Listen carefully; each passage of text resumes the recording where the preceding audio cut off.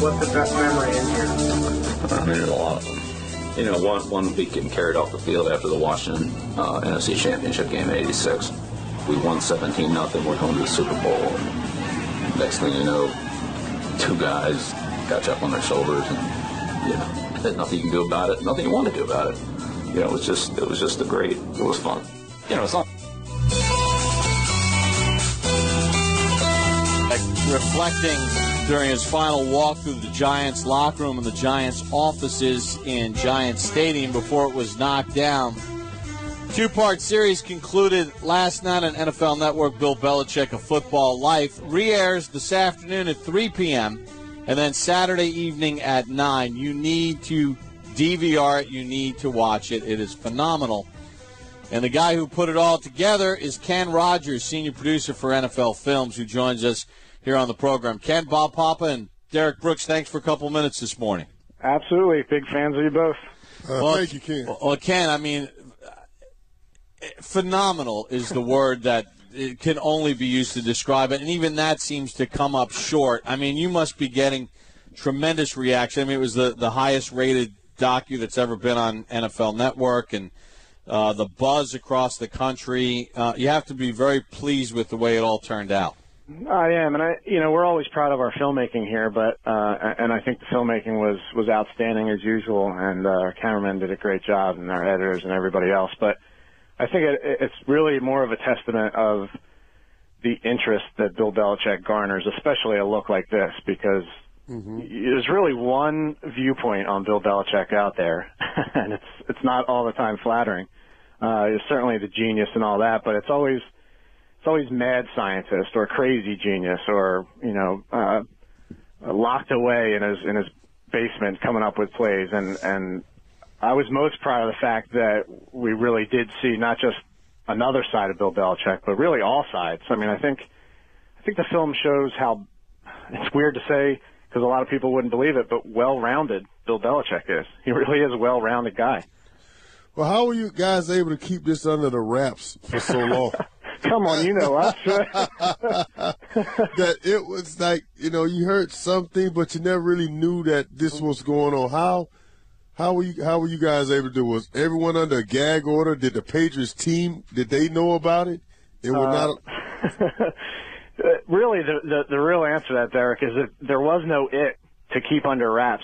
It's a rare thing that we do. When we would wire you, we would say, hey, this is going to be on this week on Inside the NFL. It's going to be this week on NFL Network. It's going to air right away. We were interested in capturing history, and to do so, we wanted to do it long term. We didn't think coming in for a week would really capture who Bill Belichick was. So we said, we want to do a whole season, and we don't know what that film is going to be. We didn't have a deal with NFL Network to make this film. The players didn't really see us because, as you see, we're sort of just in the back of rooms and we're off to the side. And as a player, I think you're used to the team video guys being around. Something's always happening with a camera somewhere. And we just sort of blended in as we have for almost 50 years now.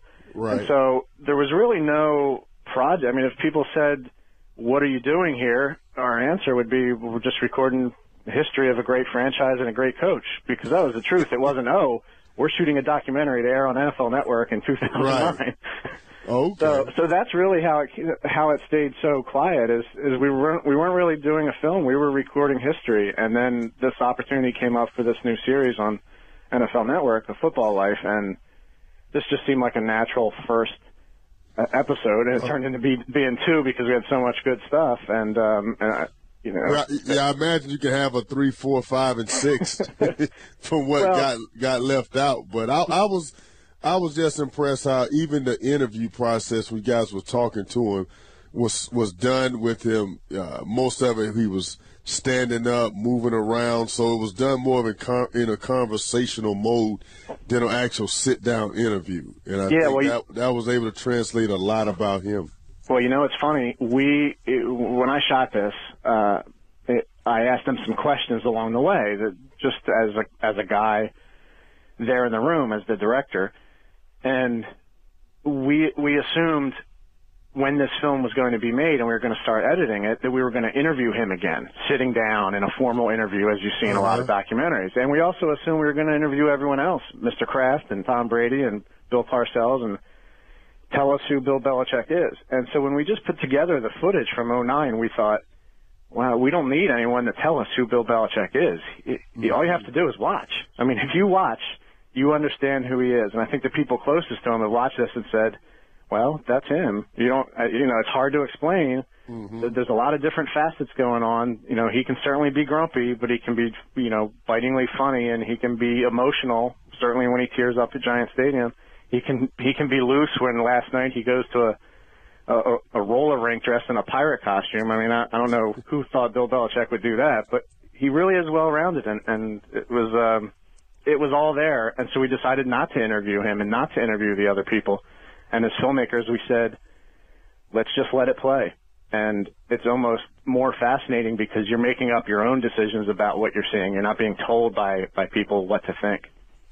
Ken, how'd you guys get him to agree to do this? Is this just the currency that Ed Sable started and Steve Sable has, continued, and the trust that some of the more compelling and difficult people in the history of the NFL have always opened up to NFL films because of trust?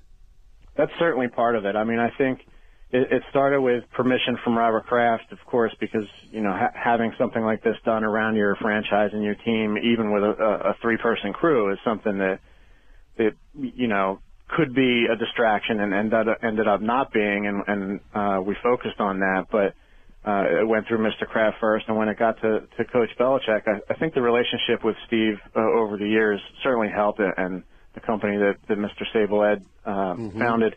I mean, Coach at that time was in his 35th straight year in the NFL, so he knew of us very strongly. I mean, he has written in the past on little biography pages that he's featured in, your favorite part about the NFL, and he'll say NFL films. And so he's always recognized what we do and appreciate it.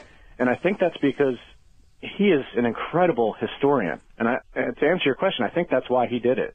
I think he understood his place in history, and he understands that in the future people are going to talk about him, and why let them guess what he was like? Let's show him what he's like once in the midst of his Hall of Fame coaching career, with a Hall of Fame quarterback and a great owner and all the team, in the middle of this dynasty that they have going. And I think he wasn't intent on being a TV star. I don't even think he saw the show yet. He's not really into it, but he was willing to let us do it because he understands that he's a historical figure in the annals of NFL. And this is a guy that went to Paul Brown's practices as a kid in training camp with his father, who was a scout at the Naval Academy. So he's been around the NFL and great coaches forever, and he understands he's now going to be considered one of them. The other cool thing that comes across is whether it's Randy Moss walking into his office and saying, hey, we got this idea for a Halloween party, we want to do it at a roller skating rink, or the way Bill addresses his team. He speaks to them on pretty plain terms. I mean, I think a lot of people probably think, like you mentioned, Ken, because of what he's accomplished as a coach, that it's on some ridiculously high level. But he really falls back on just solid principles, and then he puts it in very plain speak for his players to understand pretty clearly. I think what he thinks in his head is probably fairly complicated because he knows so much, and part of what he sees a coach's job as doing is getting it down to where they concentrate on, as he says all the time, doing your job. Like, here's your job, here's what you have to focus on, and that's it.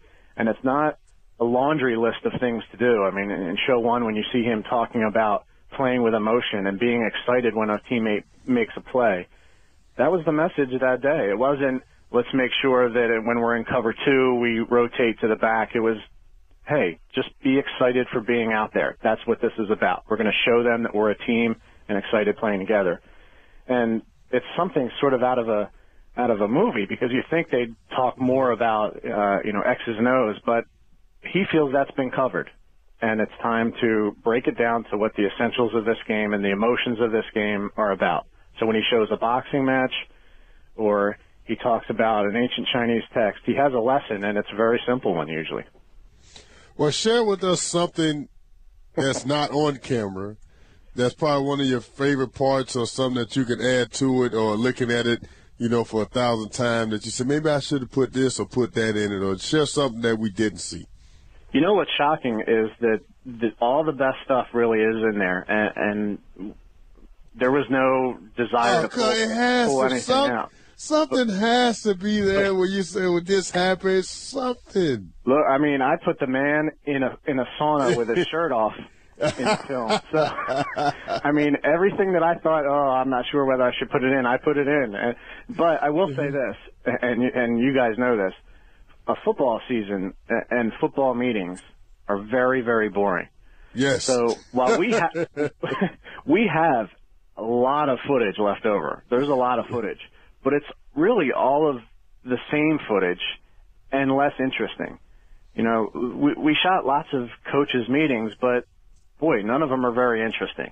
I mean, they might have been interesting to X's and O's guys that week, but they're really not interesting historically, and they don't tell you anything about Bill Belichick. And his wires are amazing in that he really doesn't say much during game wires.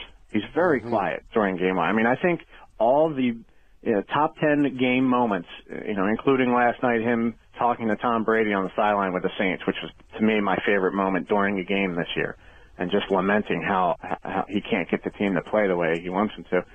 All those moments were in there because the rest, he's really just silent and measured and worrying about the next play. And I've said a couple times, if I showed you a play of, if I showed you a wire bite of Bill Belichick reacting to a Patriots touchdown, and then I showed you a wire bite of Bill Belichick reacting to an opponent's touchdown, they would look exactly the same. He really doesn't react that much. He's on to the next play. He's on to the next series. He might even be on to the next game for all I know.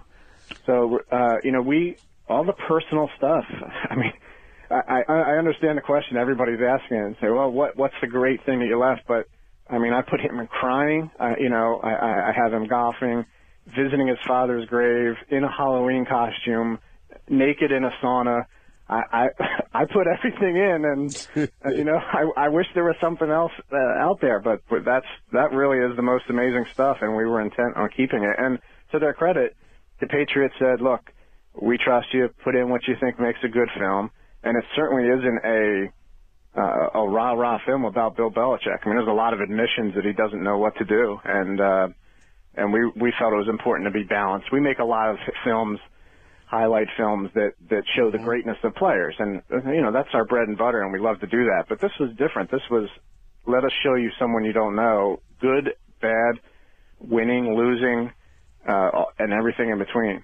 So everything's in there, Derek. Sorry. Gotcha. As you were putting it together, did you have to go back to him and just make sure that there wasn't something sensitive that might get into the documentary? As far as, I don't mean personally sensitive or anything like that, but just maybe some sort of deployment of player or some sort of strategical aspect that he may not want in there. Yeah, there were two bites, and I don't think he even saw it. I think someone on his staff saw it. We sent it to the Patriots, Mr. Kraft in the PR department to watch it, and I think if he did watch it, he's not thrilled with lots of stuff that's in there personally, because who wants to be shown sitting in a sauna or roller skating in a pirate costume? But they came back to us and said there's two sound bites with play calls in them that we'd prefer not air, and that's for strategic reasons. And Derek, the one thing we don't want to do is affect competitive balance. So if a team says to us, "Hey, we watched this wire," this would give another team, especially our opponents that play us often, a clue as to what this play call is. We'll take it out. So we did, and that's a courtesy we give to every team here. Ken, I mean, the other one I had to ask you is how many takes on that putt that he curls in from like 20 feet?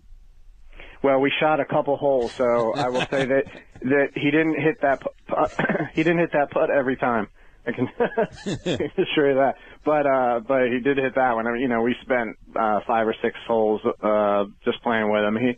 He wasn't really out there for a full round. He was taking a break after studying some film on Nantucket, and I think he was going to watch those 1:00 games on his bye week. So he's a pretty good golfer. He's a pretty good fisherman. He's a pretty good coach. As I said, well-rounded.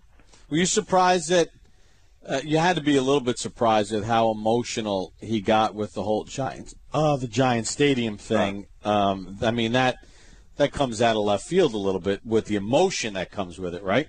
It came out of left field for me. Let me tell you, Bob. It was, I thought we had a great shoot going, and this really was at the end of the shoot. We had done the story of playing racquetball with Parcells, and we had done the being carried off the field story, and he showed us the locker rooms, and we just stopped in the hallway, and it was the end. And I said, well, after going through through here, do you have a different perspective, this many years later on who you were back then?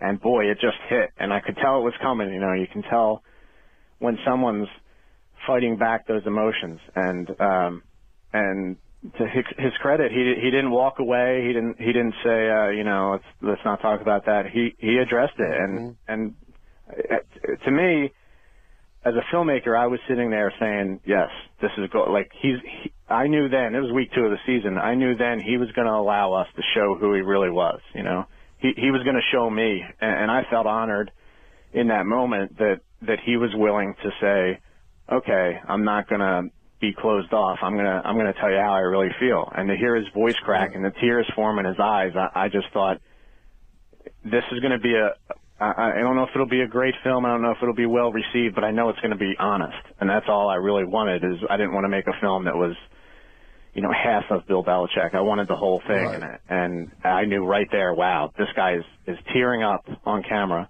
And that tells me that this is going to be real. Although I do admit I was, as a filmmaker, willing one drop to run down his cheek.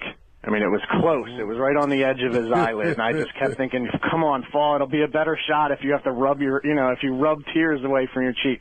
But they just hung up there in his eyes just long enough. So, I think I was cheering for a little more emotion visually because you can tell he's choked up, and he certainly was. But, boy, a teardrop would have been nice.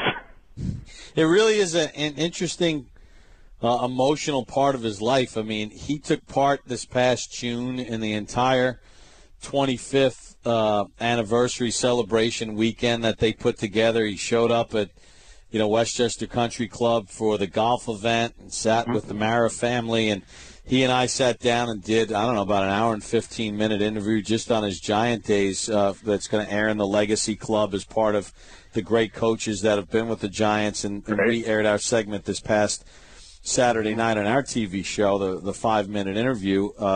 He really is very emotional about that point in his life, isn't he?